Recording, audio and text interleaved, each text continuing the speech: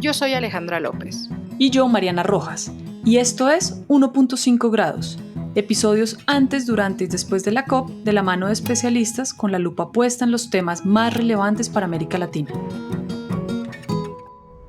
Bienvenidas y bienvenidos al segundo episodio de 1.5 grados. Estamos con ustedes Alejandra López y quien les habla, Mariana Rojas. Hola Alejandra, y un saludo también muy especial a toda nuestra audiencia. Hola Mariana, hola a todos, todas y todes. Estamos listas para este segundo episodio. Y antes de comenzar, queremos invitarles a seguirnos en su plataforma favorita y también nos pueden recomendar en sus redes sociales para llegar a muchos más oídos. Estamos a solo 2 días del inicio de la COP y hoy queremos hablar de un tema que ha sido central en las negociaciones y es muy importante para la implementación del Acuerdo de París y de las acciones que los países han venido comprometiendo en sus contribuciones determinadas a nivel nacional. Y por supuesto en esta temporada no podía faltar hablar de financiamiento climático. Entonces en este episodio no vamos a tener ni invitada ni invitado, puesto que tú, Alejandra, llevas muchos años vinculada a las negociaciones y a las discusiones que se dan en el marco de la Convención sobre Financiamiento Climático. Y queremos aprovechar tu experiencia y el conocimiento que tienes sobre este tema, pero además que has estado en los últimos 3 años muy cerca de las negociaciones y de las discusiones que se han dado para llegar a la nueva meta de financiamiento climático, que será el tema central de esta COP. ¿Qué te parece si arrancamos por ahí? De una, Mariana. De hecho, llevo trabajando en temas de financiamiento climático desde 2019. Entonces, he podido ver toda la evolución de la negociación de esta nueva meta que por fin, dedos cruzados, va a terminar en la COP de Bakú. Listo, pues empecemos por ahí entonces. Se ha dicho o se oye hablar en el ambiente que esta va a ser la COP de financiamiento climático o la COP de finanzas. ¿Por qué? Todas las COPs podrían decirse que son COPs de finanzas porque siempre el tema más álgido en las negociaciones es, bueno, sí, ¿y cómo vamos a pagar las cosas? Pero desde 2009, oficialmente 2010, el régimen climático tiene una meta de financiamiento de $100,000 millones anuales que empezó a hacerse operativa realmente en el año 2013 y que no se cumplió hasta hace 2 años. Y eso con las cifras o con los números de los países desarrollados, porque en realidad si miramos los reportes sombra, por ejemplo, de Oxfam o de algunas otras organizaciones de países en desarrollo, pareciera que la meta nunca se ha cumplido desde que se acordó. Cuando se negocia el Acuerdo de París, yo no llegué hasta París porque yo estaba dando a luz a mi primer hijo un par de meses antes de la COP, entonces yo no estuve, pero cuando uno mira el Acuerdo de París es muy obvio, tú sí estabas, que había demasiadas cosas que negociar. Y en esa gran negociación dijeron, miren, ¿saben qué? La meta de los 100,000 millones sigue vigente.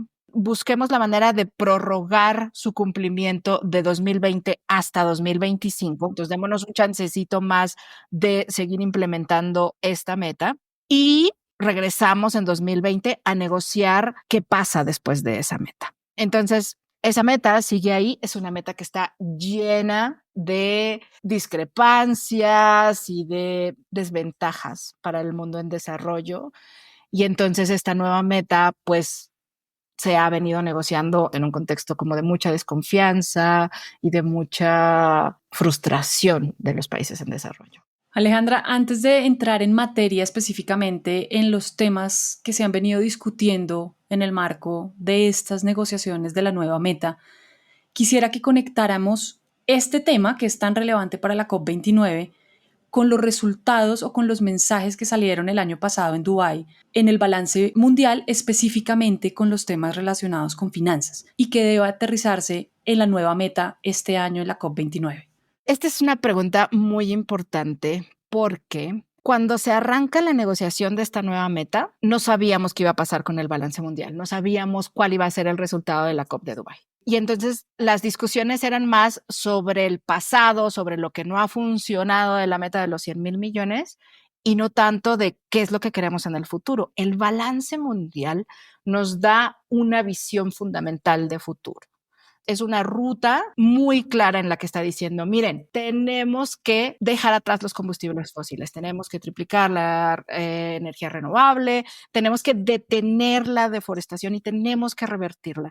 Tenemos que ser más eficientes en la resiliencia de todas nuestras infraestructuras a los impactos del cambio climático. En muchos sentidos, y ya habíamos hablado de esto cuando cerró la COP el año pasado y en el primer episodio de esta temporada, la decisión de Dubái fue una decisión histórica, pero no toca absolutamente nada sobre finanzas.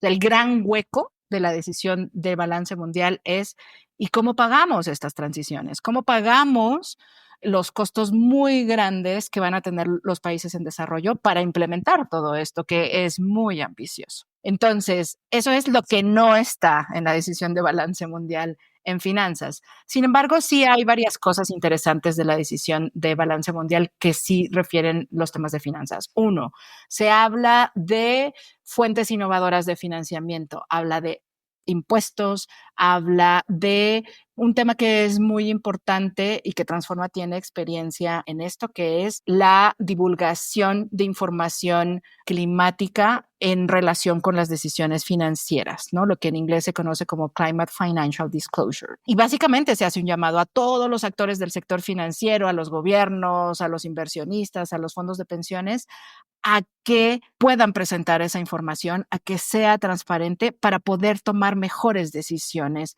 financieras, tomando en cuenta el cambio climático como parte de esas decisiones financieras. Y también se da una primera idea de las necesidades que tiene el mundo en desarrollo. Entonces, en ese momento se hablaba de que las transiciones energéticas están más o menos en $4 billones para las siguientes décadas. Se habla de que hay una brecha de financiamiento de adaptación de más o menos $300 millones anuales para los países en desarrollo. Entonces, estas cifras ya van dando una idea, una línea de por dónde debería ir la nueva meta de financiamiento. Gracias, Alejandra, por este contexto que nos das, y a mí me surgen muchas preguntas alrededor de lo que está pasando en las negociaciones con la nueva meta, pero antes de eso quiero entrar a un tema que tú mencionabas y es específicamente a lo que decías con respecto a los trillions o billones en español, y es la meta anterior estaba fijada en miles de millones, 100.000 millones de dólares, y ahora estamos hablando de billones de dólares.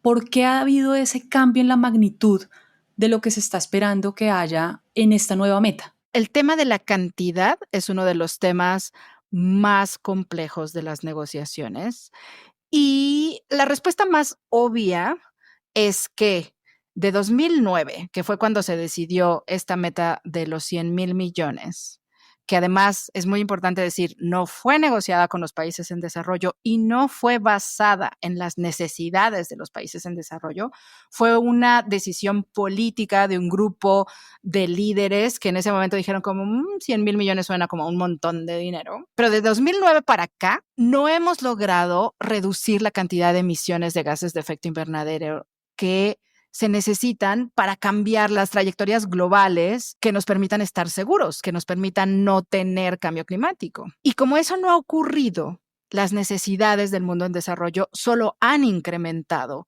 en el tiempo. Entonces, ahora sí tenemos estudios que están analizando cuáles son esas necesidades y dentro de esas necesidades, pues estamos viendo que básicamente están creciendo en un orden de 10 veces de magnitud de lo que teníamos antes.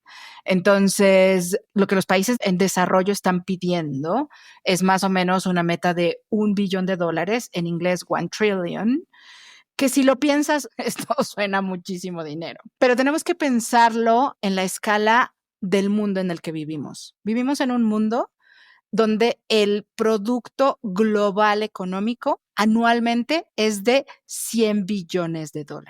Y lo que los países en desarrollo están pidiendo es 1% de ese producto global, que a mí 1% no me parece que sea una cifra descabellada para salvar a la humanidad. Y es una cifra que puede sonar muy grande, son muchos ceros, pero realmente, como tú lo mencionas, a medida que nos alejamos de la meta de reducción de emisiones y por lo tanto tenemos mayor probabilidad de no cumplir, mantener la temperatura por debajo de 1.5 grados, eso implica que los impactos cada vez pueden ser mayores y por lo tanto las necesidades de los países cada vez van a ser mayores.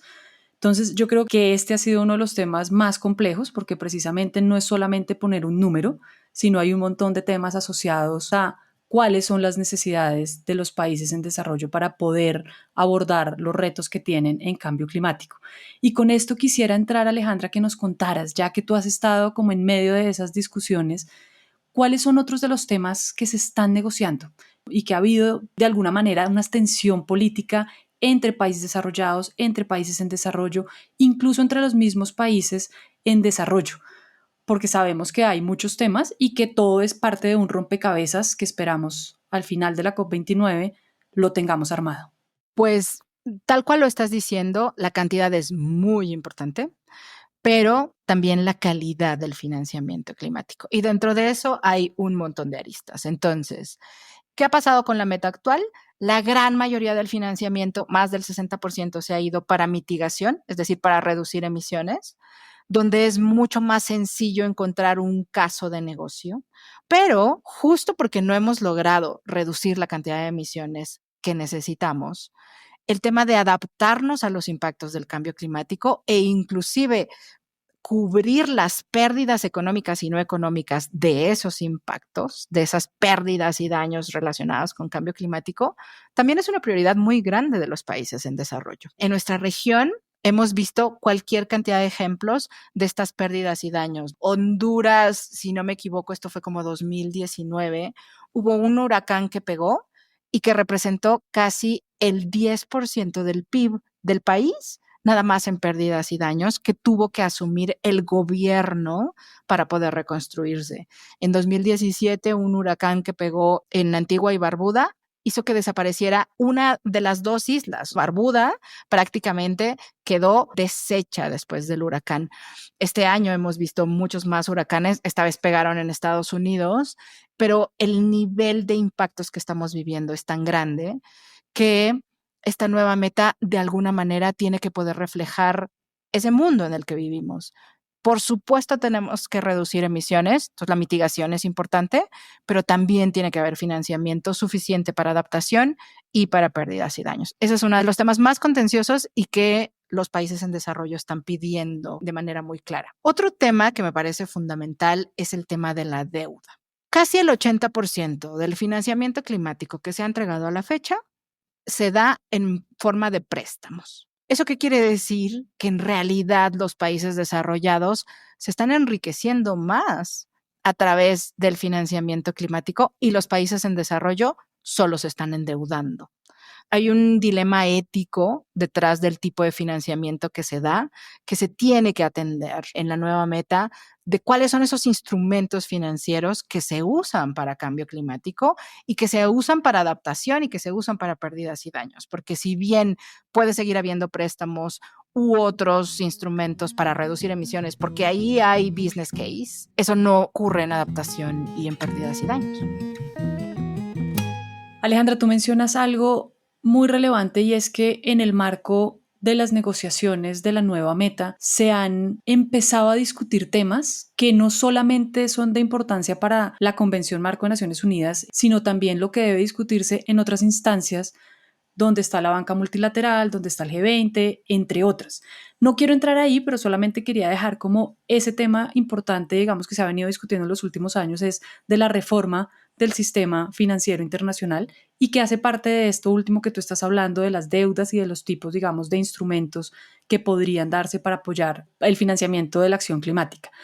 Pero otros temas que han estado bajo la discusión también ha sido el tipo de donantes o la base de donantes, y esto quiere decir quiénes ponen, pero también ha estado en la mesa quienes reciben.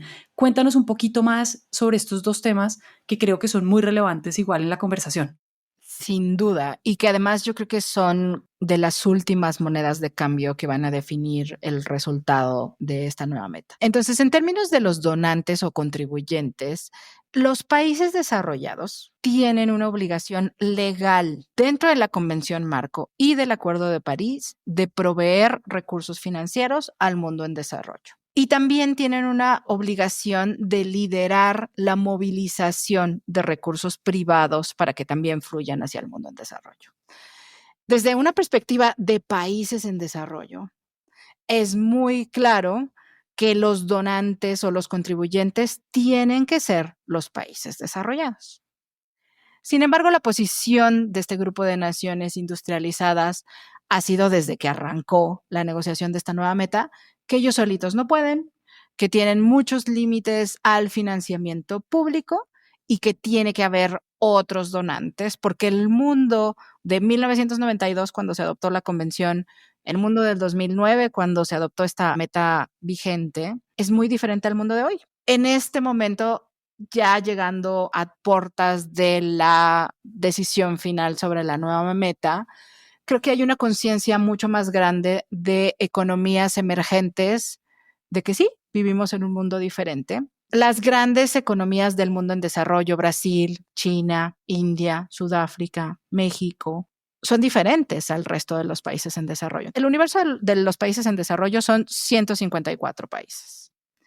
Y hay por ahí unos 10, 15 cuyo Producto Interno Bruto, cuyas exportaciones, cuya balanza comercial es muy distinta a la del resto de los países en desarrollo.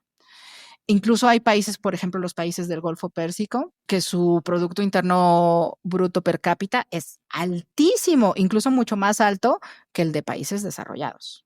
Creo que también hay que reconocer, y esto es parte de las discusiones a las que estamos entrando, que este grupo de economías emergentes ya son contribuyentes de financiamiento climático, ya dan cooperación sur-sur, llevan años trabajando en enganchar y en apoyar de diferentes maneras a países en desarrollo. Inclusive puede que sean mejores donantes que los países desarrollados, porque tienden a entender mejor la posición en la que está un país en desarrollo y ser mucho más flexibles en la manera en la que dan préstamos o en la que apoyan a un país en desarrollo.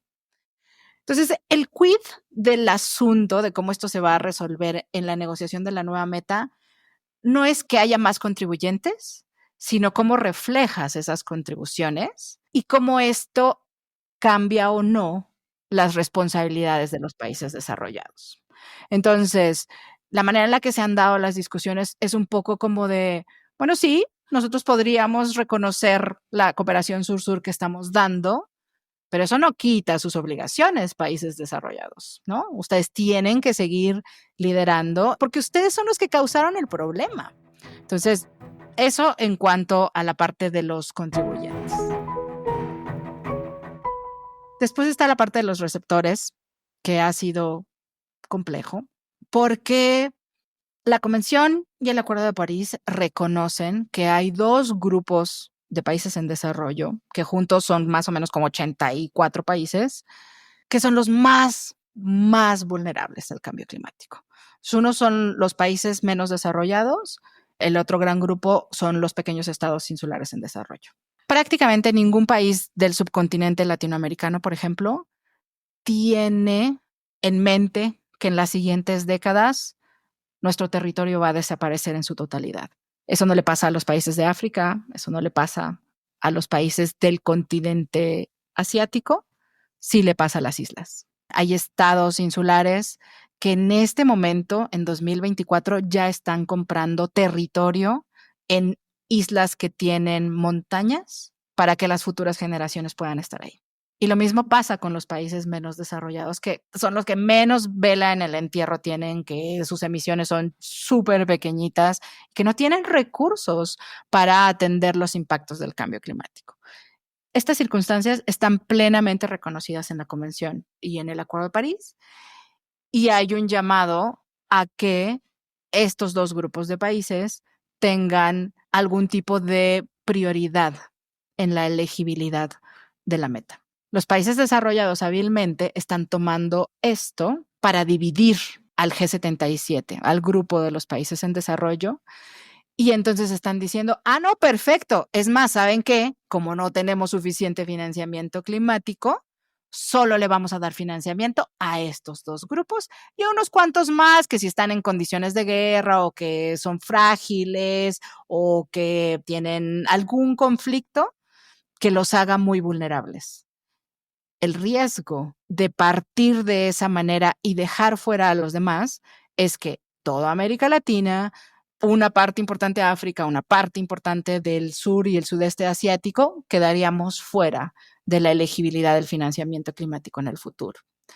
Entonces, acá lo que va a ser complejo es cómo sí hacer operativa esas circunstancias especiales de los países insulares y de los países menos desarrollados, sin que eso signifique que el resto del mundo en desarrollo pues se queda sin recursos, sin cooperación internacional. Todo esto que nos cuentas, Alejandra, y que da de alguna manera un indicio de cómo han sido las discusiones en los últimos 3 años, también nos lleva a pensar que va a ser 2 semanas muy complicadas de negociaciones, muchas trasnochadas y que terminará seguramente muy tarde o seguramente 1 o 2 días después de lo que se tiene previsto. Hemos hablado ya de varios de los temas relevantes que están en discusión. Hablamos de la cantidad, hablamos de la calidad del financiamiento, hablamos de la base de contribuyentes y de los receptores de esos recursos, cómo la nueva meta que se decida en Bakú va a tener una relación con las NDCs que los países van a empezar a presentar en las próximas semanas y a lo largo del próximo 2025, y eso a la final que esperamos que nos lleve en la COP30 en Brasil el próximo año. En este momento hay varias opciones de negociación sobre la temporalidad de la nueva meta. Entonces, hay algunos grupos que quieren que sea solo de 5 años, hay quienes hablan de 10 años y hay quienes hablan de que sea una combinación de algo más inmediato, 5 o 10 años, y también una visión de más largo plazo, como hacia 2040 o 2050. Y esto es muy importante para las NDCs que estás trayendo ahorita a colación. Estos compromisos climáticos que se van a presentar entre el siguiente mes y el año próximo tienen que abarcar al menos un periodo de 10 años. Entonces, tienen que decir qué van a hacer de aquí al 2030 y estos siguientes años para terminar la década son fundamentales, pero después de 2030 tenemos que seguir reduciendo emisiones y fijar unas trayectorias de emisiones que nos permitan transitar hacia lo que se conoce como carbono neutralidad en 2050. Entonces, si la meta solo fuera de 5 años, no daría suficiente certidumbre financiera para cubrir el periodo hasta 2035 de implementación de las NDCs. Pero no solo eso, pensemos que esta meta lleva 3 años siendo negociada. Si se adopta una meta de solo 5 años, en 2 años ya van a estar otra vez negociando la siguiente meta.